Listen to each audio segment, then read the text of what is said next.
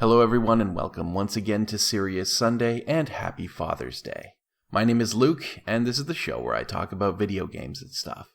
This week, I found myself suffering from a few too many things to talk about, a byproduct of the very recently ended E3, and though I could go the route of talking E3 highlights, and if there's enough interest, I'd be willing to do so next week, this time around, I thought I'd talk about a topic related to a recent announcement during E3, and community reaction, or overreaction there too.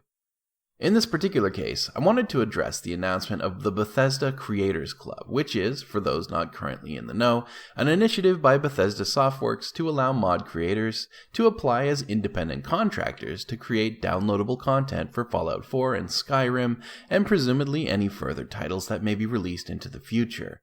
Not entirely unlike outsourcing an expansion to a game to a smaller studio. The system includes a fair amount of formal process, including pitching of said DLC, review, scheduled milestone delivery, and participation within the entire Bethesda content creation pipeline, even including formal QA by Bethesda and localization.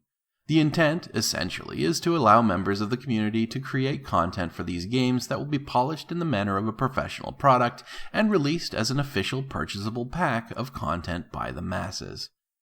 If one stretches the mind a little, it's easy to see this as a second stab in some ways by Bethesda at facilitating the monetization of community modding efforts for their Skyrim and Fallout 4 games, also colloquially known as paid mods.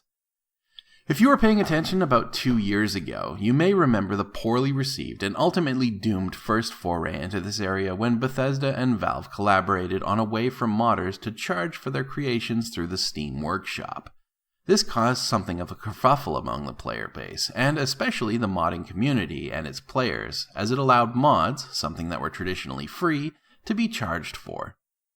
Some particularly entitled players already had a problem with the system from that angle alone, which I believe is misguided and entitled on its own, but I'll address that particular point presently. The other and more significantly weighty criticism against saleable mods was the lack of oversight on the part of Bethesda and Valve, allowing modders to simply submit mods without providing much to any real proof that the mods belong to them and profit off of it. There were at least 1 or 2 instances of people taking established mods that they themselves didn't create and submitting the mods into the system. This, of course, constituted theft of a fashion, and rightly, people were pissed off about this. There wasn't nearly enough policing of this sort of inevitability, and in short order, the entire system was scrapped, and we hadn't really heard much about it after that for a while, save for the scars left by some high-profile modders like Isoku, creator of the popular Skyrim mods Wet and Cold, Weather, Loot and Degradation, and many other mods, as well as many other modders like him, essentially leaving the modding community due to blowback for his participation in the system. Despite an overwhelming verbal agreement that modders like Isoku were doing amazing things for the game and community and deserved to be recognized for the work they did, any that asked to be paid for the work that they did were made pariahs by the community and essentially forced out. Even blamed for the failure of the system, as many were, and fully within their own rights I may add, ceasing support of the free versions of their mods and only offering partially featured versions for free, or not at all, while focusing on development of the mods that would have helped them to fund the amazing work that they were doing. So we fast forward 2 years to 2017 and the announcement of the Bethesda Creation Club. The free market on mods has already proven to be a little too sticky a subject for the community to accept, and there were some very real issues with the process that caused strife among the player base. The primary issues, those that were actually founded, have been addressed in completion. Bethesda has committed to overseeing the entire process in a formal and structured way. The participants in the Creators Club are tasked with creating content while going through all the formal processes that one would expect for work-for-hire engagements, and are to be compensated for the work that they do during the development process, just like a contracted studio. And yet the community is seething once again about this being the revival of paid mods. Threads on Reddit in the gaming, Fallout, Skyrim, and other subreddits with headlines like "Paid mods are coming back" with the eloquent body text of "Rip Bethesda's audience lull" have been popping up since its announcement. And it's shining a spotlight on the unwillingness of gamers to invest in the hard work of others once again.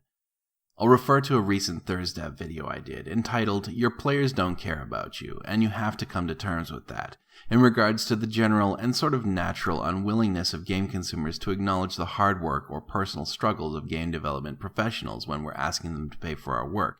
So this is entirely unsurprising, but at the same time, it draws a much cleaner line between this content and traditional mods, unlike that of Isoku's split in paid and free mods, as they mandate that Creators Club content needs to be exclusive to the Creators Club, and that only a select few mods will be greenlit for development under the Creators Club. What it does mean is that possibly the best modders, the ones who spend the most time and effort on their work, will be able to finally profit from their work, and of course, a vocal segment of the modding community is against that. If one considers the number of upvotes these alarmist threads are getting, a large enough segment to be significant. They cry that modders should just set up a Patreon or ask for donations, but when you say something's pay what you want, most people will pay nothing because we, gamers, as a community at large, are freeloaders. Raise your hand if you paid for WinRAR. These people want everything for free and can't stand the idea of content that isn't. These, of course, are going to be the same people who will still to this day resist DLC, but if you ask me, they're welcome to not pay and stick to the mods that they can afford. I sincerely hope that modders with the same level of talent of Isoku can get the opportunity to turn a hobby into a real business. The Creators Club is a good thing. It'll give us the opportunity to get more and better content with a higher standard of quality than that of the Wild West that mods currently are. It will also help to nurture a new generation of aspiring game developers into a position where they can actually begin to profit from their passion and maybe even turn that into a career. Yes, it might be paid mods, but guess what? So is DLC. If you're fundamentally against DLC, then there's no way people like me will change your minds in the first place. But welcome to the 2010s, folks. DLC is here. Far Harbor was fantastic. Nuka World's a blast. If you want more of that, maybe think of being willing to pay for it. But that's my rant for today. Thank you for listening this far if you bothered to. If you have thoughts on the Creators Club that are beyond the usual wailing and gnashing of teeth, do feel free to comment below.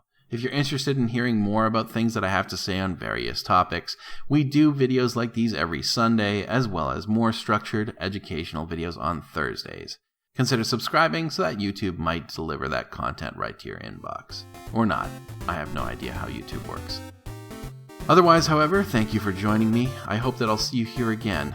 Enjoy the rest of your Sunday, or whenever it is that you happen to be watching this. Happy Father's Day, and take care.